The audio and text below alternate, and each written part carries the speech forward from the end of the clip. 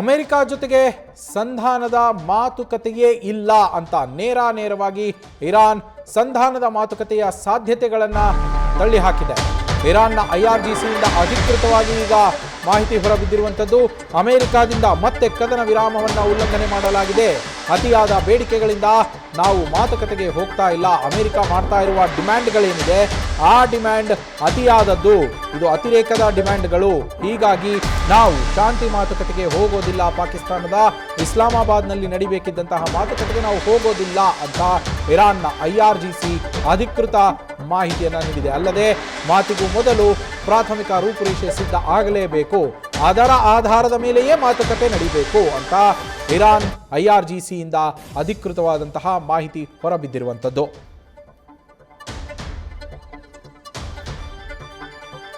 ಈಗಾಗಲೇ ಪಾಕಿಸ್ತಾನದ ಇಸ್ಲಾಮಾಬಾದ್ನಲ್ಲಿ ನಡೆದಂತಹ ಮೊದಲ ಸುತ್ತಿನ ಮಾತುಕತೆ ಏನಿತ್ತು ಅದು ಫೇಲ್ಯೂರ್ ಆಗಿತ್ತು, ಸಂಪೂರ್ಣವಾಗಿ ಸೋಲನ್ನ ಕಂಡಿತ್ತು ಈ ಮಾತುಕತೆ.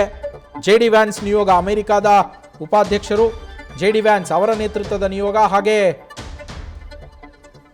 ಇರಾನ್ನ ಸ್ಪೀಕರ್ ಆಗಿರುವಂತಹ ಪಾರ್ಲಿಮೆಂಟರಿ ಸ್ಪೀಕರ್ ಆಗಿರುವಂತಹ ಬಘೇರ್ ಅವರ ನಿಯೋಗ, ಎರಡು ನಿಯೋಗದ ನಡುವೆ ನಡೆದ ಮಾತುಕತೆ ವಿಫಲವಾಗಿತ್ತು. ಈಗ ಎರಡನೇ ಸುತ್ತಿನ ಮಾತುಕತೆ ಕೂಡ ನಡೆಯೋದಿಲ್ಲ ಅಂತ ಇರಾನ್ ಹೇಳಿದೆ. ನಮ್ಮ ಸ್ಪೆಷಲ್ ಕರೆಸ್ಪಾಂಡೆಂಟ್ ಚಂದ್ರಮೋಹನ್ ಹೆಚ್ಚಿನ ಮಾಹಿತಿಯನ್ನು ನೀಡ್ತಾ ಹೋಗ್ತಾರೆ. ಚಂದ್ರಮೋಹನ್, ಇರಾನ್ ಮಾತುಕತೆಗೆ ಬರುತ್ತಾ ಇಲ್ವಾ ಅನ್ನುವ ಪ್ರಶ್ನೆ ಇತ್ತು, ಇದಕ್ಕೀಗ ಖುದ್ದು ಇರಾನೇ ಉತ್ತರ ಕೊಟ್ಟಿದೆ, ನಾವು ಬರೋದಿಲ್ಲ ಅಂತ. ಇರಾನ್ ಹೇಳಿರುವ ಅಂಶಗಳು, ಉಲ್ಲೇಖ ಮಾಡಿರುವ ಅಂಶಗಳು ಏನೇನು ಚಂದ್ರಮೋಹನ್?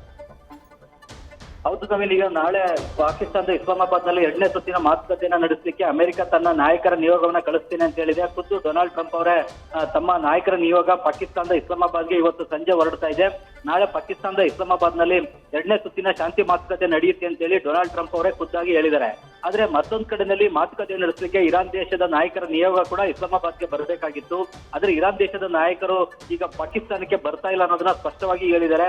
ಇದಕ್ಕೆ ಮುಖ್ಯವಾಗಿ ಕೊಟ್ಟಿರತಕ್ಕಂಥ ಕಾರಣಗಳು ಅಂದ್ರೆ ಪದೇ ಪದೇ ಅಮೆರಿಕ ಕದನ ವಿರಾಮವನ್ನು ಉಲ್ಲಂಘಿಸ್ತಾ ಇದೆ ಮತ್ತು ಅತಿಯಾದಂತಹ ಬೇಡಿಕೆಗಳನ್ನ ಇಡ್ತಾ ಇದೆ, ಅವಾಸ್ತವಿಕ ಬೇಡಿಕೆಗಳನ್ನ ಇಡ್ತಾ ಇದೆ. ಜೊತೆಗೆ ಮಾತುಕತೆಗೆ ಒಂದು ಪ್ರಾಥಮಿಕವಾದಂತಹ ಚೌಕಟ್ಟು ಮತ್ತು ರೂಪುರೇಷೆ ಅನ್ನೋದು ಸಿದ್ಧ ಆಗ್ಬೇಕಾಗಿತ್ತು. ಆ ಮಾತುಕತೆಗೆ ಬೇಕಾದಂತಹ ಚೌಕಟ್ಟು ರೂಪುರೇಷೆ ಇನ್ನೂ ಸಿದ್ಧ ಆಗಿಲ್ಲ. ಈ ಕಾರಣಕ್ಕಾಗಿ ನಾವು ಪಾಕಿಸ್ತಾನದ ಇಸ್ಲಾಮಾಬಾದ್ಗೆ ಹೋಗೋದಿಲ್ಲ ಅಂತೇಳಿ ಪಾಕಿಸ್ತಾನದ ಇರಾನ್ನ ಸರ್ಕಾರ ಮತ್ತು ನಾಯಕರುಗಳು ಹೇಳ್ತಾ ಇದ್ದಾರೆ. ಇರಾನ್ ದೇಶ ಈಗ ಯಾವುದೇ ನಾಯಕರ ನಿಯೋಗವನ್ನ ಪಾಕಿಸ್ತಾನದ ಇಸ್ಲಾಮಾಬಾದ್ಗೆ ಮಾತುಕತೆಗಾಗಿ ಕಳಿಸ್ತಾ ಇಲ್ಲ. ಹೀಗಾಗಿ ಈ ಒಂದು ತಾತ್ಕಾಲಿಕ ಕದನ ವಿರಾಮ ಕೂಡ ಏಪ್ರಿಲ್ 22ನೇ ತಾರೀಕು ಅಂದ್ರೆ ಬುಧವಾರ ಅಂತ್ಯ ಆಗ್ತಾ ಇದೆ. ಕದನ ವಿರಾಮವನ್ನ ಈಗ ಮತ್ತೆ ವಿಸ್ತರಣೆ ಮಾಡ್ಬೇಕಾ ಬೇಡವಾ ಅನ್ನೋದ್ರ ಬಗ್ಗೆ ಈಗ ಎರಡು ದೇಶಗಳು ಕೂಡ ತೀರ್ಮಾನವನ್ನು ತೆಗೆದುಕೊಳ್ಬೇಕಾಗುತ್ತೆ. ಆದ್ರೆ ಈಗಾಗಲೇ ವರ್ಮೋಜ್ ಜಲಸಂಧಿನಲ್ಲೇ ಅಮೆರಿಕ ಮತ್ತು ಇರಾನ್ ಎರಡು ದೇಶಗಳು ಕೂಡ ದಾಳಿ ಮತ್ತು ಪ್ರತಿದಾಳಿಯನ್ನ ನಡೆಸ್ತಾ ಇವೆ. ಮಧ್ಯದಾಗಿ ಅಮೆರಿಕ ಇರಾನ್ ದೇಶಕ್ಕೆ ಸೇರಿದಂತಹ ಟೌಸಕ್ ಹಡಗನ್ನ ಜಪ್ತಿ ಮಾಡಿದೆ. ಇದಕ್ಕೆ ಪ್ರತಿಯಾಗಿ ಈಗ ಇರಾನ್ ಕೂಡ ಅಮೆರಿಕದ ಯುದ್ಧ ನೌಕೆಗಳ ಮೇಲೆ ಡ್ರೋನ್ ದಾಳಿಯನ್ನ ನಡೆಸ್ತಾ ಇದೆ. ಇದರಿಂದಾಗಿ ಈಗ ವರ್ಮೋಜ್ ಜಲಸಂಧಿಯೇ ವಾರ್ ಫೀಲ್ಡ್ ಆಗಿ ಪರಿವರ್ತನೆ ಆಗಿದೆ. ಈಗ ಜಲಮಾರ್ಗದಲ್ಲೇ ಅಮೆರಿಕ ಮತ್ತು ಇರಾನ್ ಎರಡೂ ದೇಶಗಳು ಕೂಡ ದಾಳಿ ಮತ್ತು ಪ್ರತಿ ದಾಳಿಯನ್ನ ನಡೆಸ್ತಾ ಇವೆ. ಇದರಿಂದಾಗಿ ಈ ಒಂದು ಸಂಘರ್ಷ ನಡೆಯುವಂತಹ ಹೊತ್ತಿನಲ್ಲೇ ಎರಡು ದೇಶಗಳ ನಡುವೆ ಈಗ ಶಾಂತಿ ಮಾತುಕತೆ ನಡೆಯುವಂತಹ ಲಕ್ಷಣಗಳು, ಬೆಳವಣಿಗೆಗಳು ಯಾವುದೂ ಕೂಡ ನಡೀತಾ ಇಲ್ಲ. ಹಾಗಾಗಿ ಈಗ ನಾಳೆ ಯಾವುದೇ ಶಾಂತಿ ಮಾತುಕತೆ ಅಮೆರಿಕ ಮತ್ತು ಇರಾನ್ ನಡುವೆ ನಡೀತಾ ಇಲ್ಲ. ಇದಕ್ಕೆ ಕಾರಣ ಆಗಿರುವಂತದ್ದು ಅಂದ್ರೆ ಅಮೆರಿಕದ ಒಂದು ಕದನ ವಿರಾಮದ ಉಲ್ಲಂಘನೆ ಮತ್ತು ಇರಾನ್ನ ಹಡಗಿನ ಮೇಲೆ ದಾಳಿಯನ್ನು ನಡೆಸಿ ಅದನ್ನ ಜಪ್ತಿ ಮಾಡಿರ್ತಕ್ಕಂಥದ್ದು. ಇದರಿಂದಾಗಿ ಈಗ ಇರಾನ್ಗೆ ಅಮೆರಿಕದ ಮೇಲೆ ಯಾವುದೇ ನಂಬಿಕೆ ವಿಶ್ವಾಸವೂ ಕೂಡ ಮೂಡ್ತಾ ಇಲ್ಲ. ಈ ಅಪನಂಬಿಕೆಯ ಕಾರಣದಿಂದಾಗಿನೇ ಈಗ ಎರಡನೇ ಸುತ್ತಿನ ಶಾಂತಿ ಮಾತುಕತೆ ನಡೀತಾ ಇಲ್ಲ. ಜೊತೆಗೆ ಇರಾನ್ಗೆ ಸಿಕ್ಕಿರುವಂತಹ ಇಂಟೆಲಿಜೆನ್ಸ್ ನ ಮಾಹಿತಿಯ ಪ್ರಕಾರ ಶಾಂತಿ ಮಾತುಕತೆ ನಡೆಯುವಂತಹ ಸಂದರ್ಭದಲ್ಲೇ ಅಮೆರಿಕ ಇರಾನ್ನ ಮೇಲೆ ದಾಳಿಯನ್ನ ತೀವ್ರಗೊಳಿಸಲಿಕ್ಕೆ ತೀರ್ಮಾನವನ್ನು ತೆಗೆದುಕೊಂಡಿದೆ ಅನ್ನೋ ಒಂದು ಮಾಹಿತಿ ಸಿಕ್ಕಿದೆ. ಈ ಕಾರಣಕ್ಕಾಗಿ ನಾವು ಶಾಂತಿ ಮಾತುಕತೆಗೆ ಹೋಗೋದೇ ಬೇಡ. ಈ ಹಿಂದೆ ಎರಡು ಬಾರಿ ಕೂಡ ಶಾಂತಿ ಮಾತುಕತೆ ನಡೆಯುವಂತಹ ಸಂದರ್ಭದಲ್ಲೇ ಅಮೆರಿಕ ಇರಾನ್ನ ಮೇಲೆ ದಾಳಿಯನ್ನು ನಡೆಸಿದೆ. ಕಳೆದ ವರ್ಷದ ಜೂನ್ ನಲ್ಲೂ ಕೂಡ ಶಾಂತಿ ಮಾತುಕತೆ ನಡೆಯುವಂತಹ ವೇಳೆನಲ್ಲೇ ಇರಾನ್ನ ಮೇಲೆ ಅಮೆರಿಕ B2 ಬಾಂಬರ್ ಅನ್ನ ಬಳಸಿ ದಾಳಿಯನ್ನ ನಡೆಸಿತ್ತು. ಅದಾದ ಬಳಿಕ ಈಗ ಫೆಬ್ರವರಿ 28ಕ್ಕಿಂತ ಮುಂಚಿತವಾಗಿಯೇ ಜಿನಿವಾದಲ್ಲಿ ಶಾಂತಿ ಮಾತುಕತೆ ನಡೀತಾ ಇತ್ತು. ಆ ಒಂದು ಮಾತುಕತೆ ನಡೆಯುವಂತಹ ಸಂದರ್ಭದಲ್ಲೇ ಅಮೆರಿಕ ಮತ್ತು ಇಸ್ರೇಲ್ ದೇಶಗಳು ಸೇರ್ಕೊಂಡು ಇರಾನ್ನ ಮೇಲೆ ದಾಳಿಯನ್ನ ನಡೆಸಿದ್ವು.